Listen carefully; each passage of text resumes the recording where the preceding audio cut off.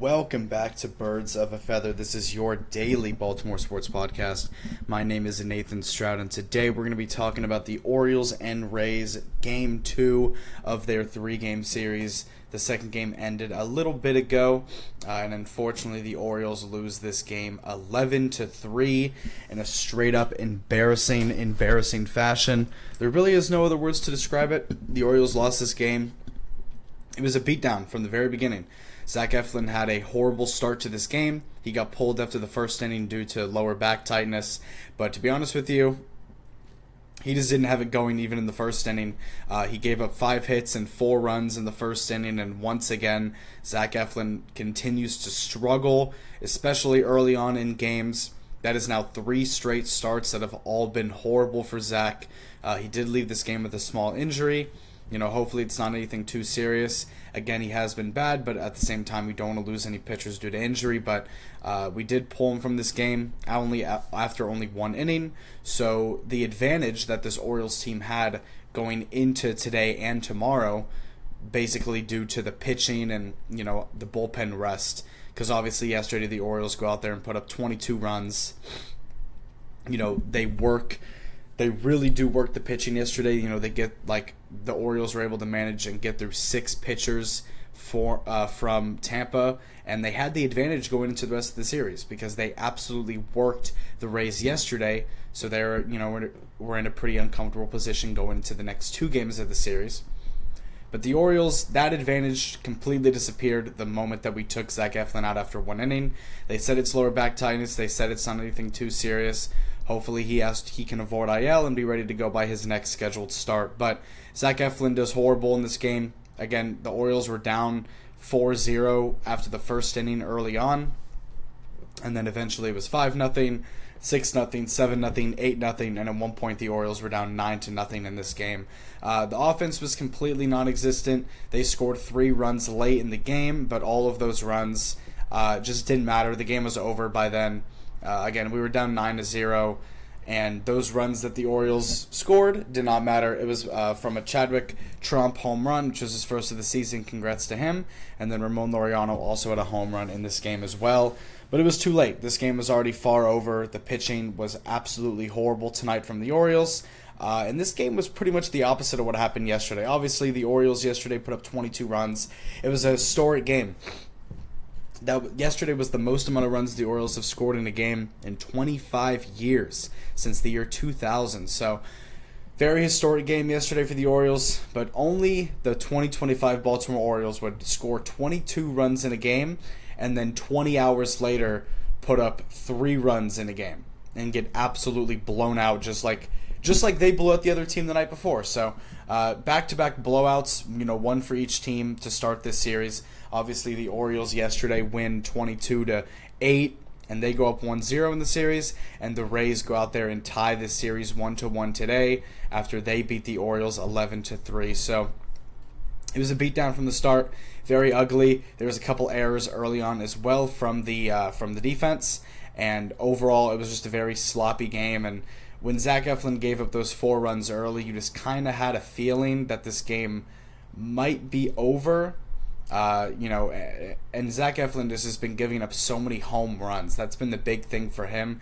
It's just the home runs that he's given up. I think I saw that he's given up 14 home runs over the last 39 innings, which is actually insane.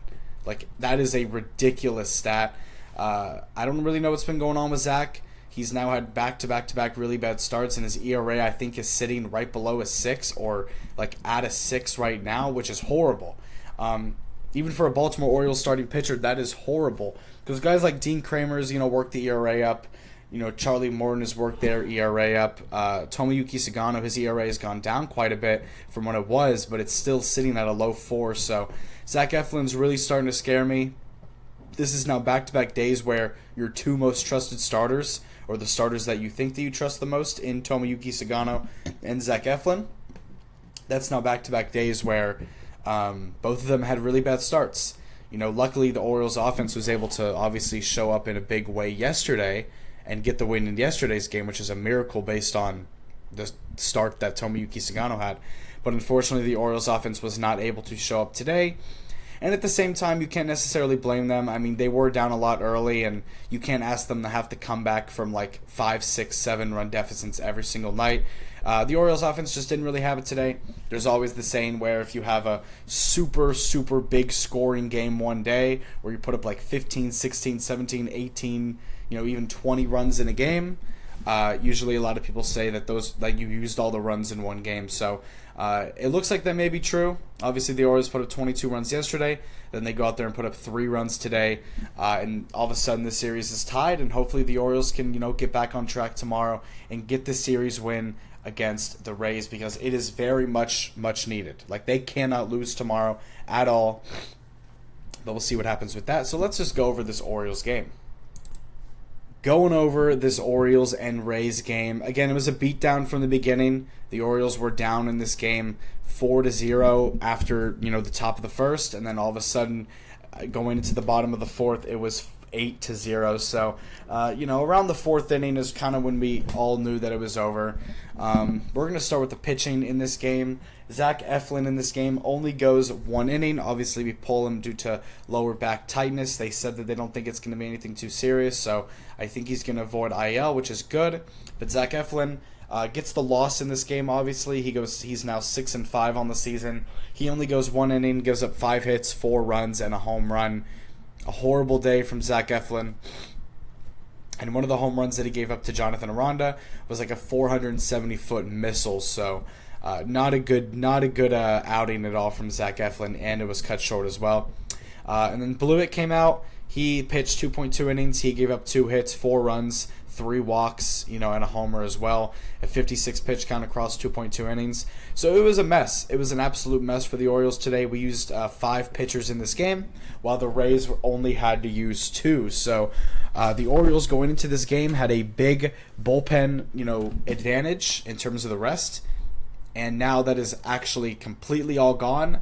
And I would even argue to say that that it's probably about tied right now. Obviously, yesterday the Rays had to go through 6 pitchers, and it was horrible for them, and they had to bring out a position player pitcher.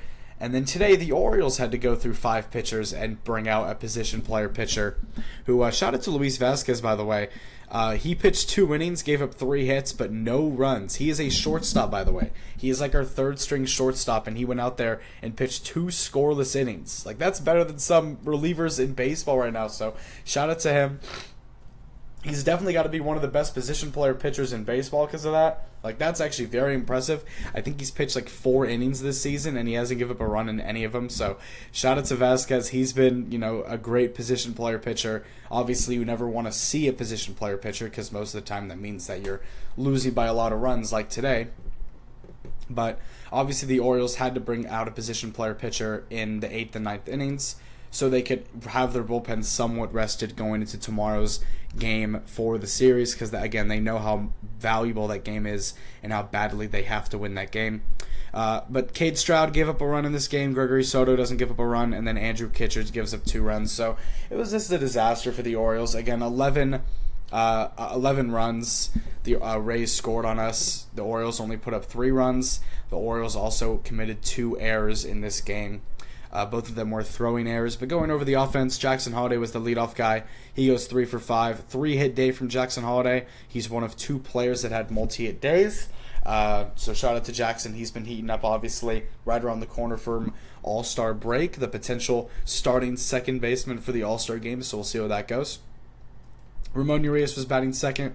He goes 0 for 4. Gunnar Henderson goes 0 for 4. Ryan O'Hearn goes 0 for 2. Kobe Mayo comes off the bench, pinch hits for Ryan O'Hearn. He goes 1 for 1, gets a base hit. So cool to see by Kobe. Ramon Laureano goes 1 for 3 with a 2-run homer.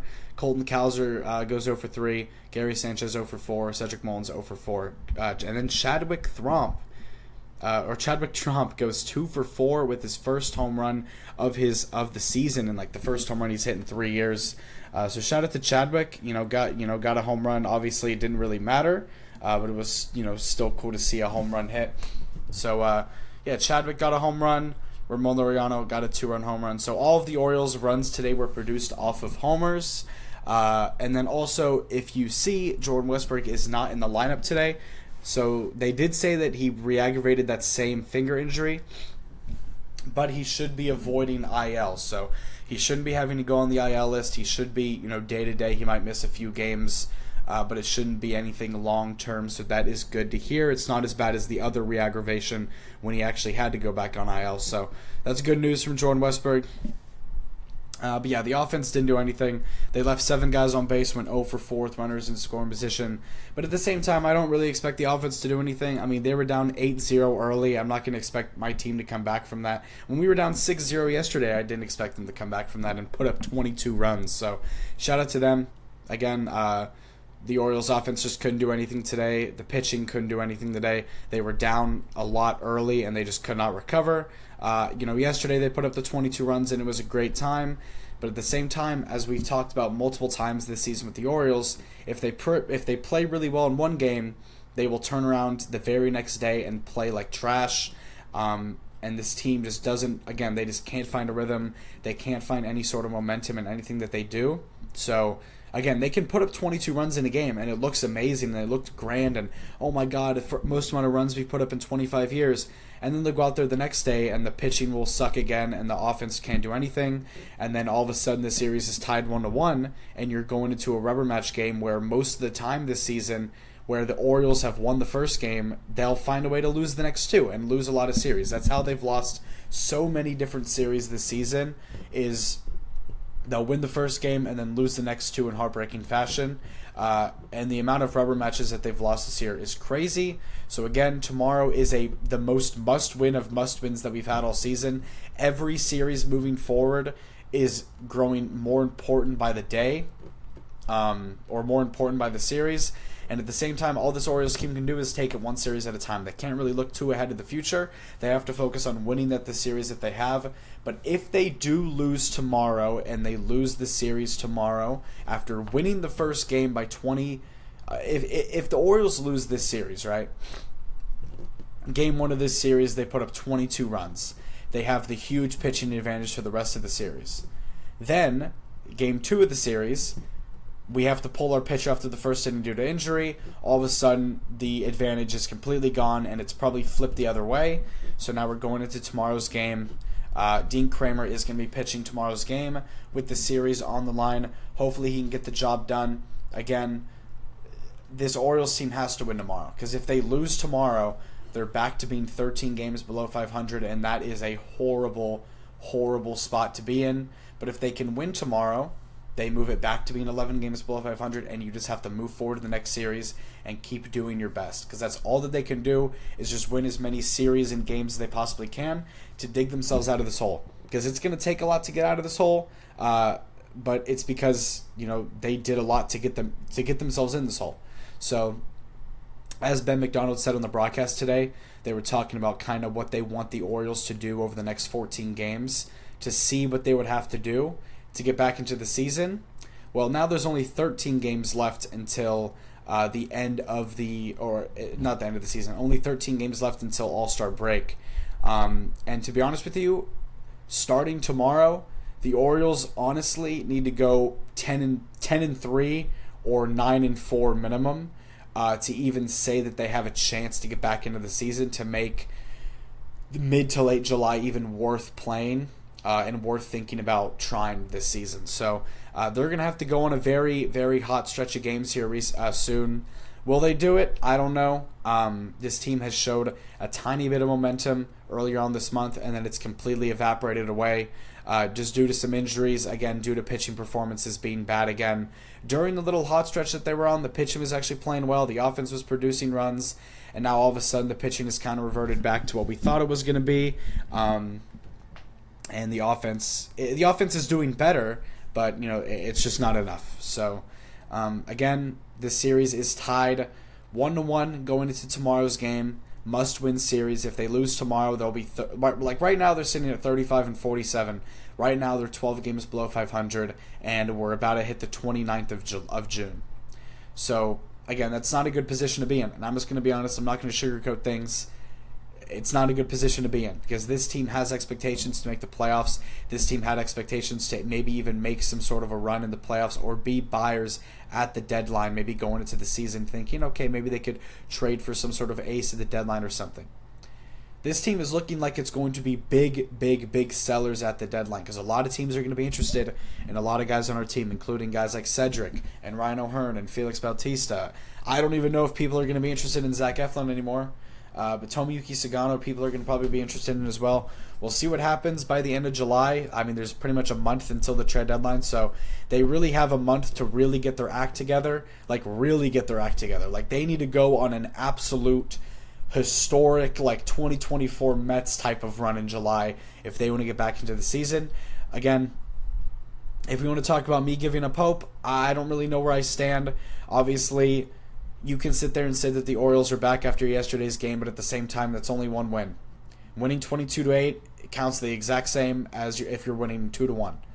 So they have to do it over games. They can't just put all of their runs and all of their amazing performances into one game and then go out there and do bad the next two games and lose the series, because that's why you're so many games below 500. So they have to do good over a span of games. They cannot just have a really good game and then perform super badly the next two and think that it's going to be covered up because they played good for one game. Like, no, they have to do this over a stretch of games to get back into the season. Again, must-win game tomorrow. Hopefully they can do it. We'll see what happens. The hope is a little bit low, though, because of the pitching that we had to use today. But we'll see what happens. We're going to need Dean Kramer to go out there and have an amazing day tomorrow against Tampa. Hopefully the Orioles can win that game, and we'll move on from there. But thank you guys so much for tuning into and listening to this episode of Birds of a Feather. If you like this content, make sure to subscribe on YouTube, like the video as well on YouTube. Make sure to give the Spotify a follow if you're listening from there. And whatever platform you're listening on, make sure to click the link in the bio to check out the YouTube and the Twitter. I'm live tweeting throughout every single Orioles game and every single sort of Ravens news as well. And I'm also posting updates on my Instagram, so make sure to give those a follow. Make sure to obviously follow and like the video of whatever platform you're listening on. I appreciate all the support so much. This is episode 81. We're really moving through. We're almost at episode 100. I'm having a ton of fun doing this, obviously. I love this Orioles team to death, man. But, they've been a little bit frustrating this season. So can you blame me for, being a little upset at them sometimes? But, yeah, this Orioles team has been, very interesting to watch all season. That's the word that I'll say, is interesting. But, again, they are in a must-win game scenario tomorrow. If they win tomorrow, they win the series. It'll be a big series win, and then they move on to the next series starting on Monday. I think it's against Texas again, so hopefully the Orioles can just keep going. All they have to do is just keep pushing and keep winning. That's all they need to do. They cannot worry about... I mean, at this point, every loss is going to count double for what every win can do, just because of the position that you are in the season. So hopefully the Orioles can get back into it, man. I've said that probably 100 billion times this season. But we'll see if it actually comes true, because now we're really within the last month where things really count. And by the trade deadline, if we're still 10 plus games below 500, then we just need to sell everything, because we're not going to make a run for the playoffs, and there's no point in keeping guys that are probably going to eventually leave. So that's just the reality of it. Hopefully the Orioles can go out there and win tomorrow. Very frustrating game, because you would hope that the Orioles can go out there and perform well after having such a good day yesterday and kind of ride that momentum. It was also Cal Ripken Jr. Iron Man night, where he threw out the first pitch and everyone lined up for the bobblehead. It was a packed stadium, and then they go out there and perform like that. So that's a little disappointing, but hopefully the Orioles can make up for it tomorrow and get a big win tomorrow over the Rays. But I'll have an episode up sometime tomorrow afternoon talking about that game. It is a little bit earlier of a game, so I should have an episode up pretty early in the day talking about that game. So again, hopefully they win. That's all we can really hope and pray for. But yeah, I'll see you on the next one. You have a great Steelers night. Go O's, go Ravens, and I'll see y'all later. Peace out.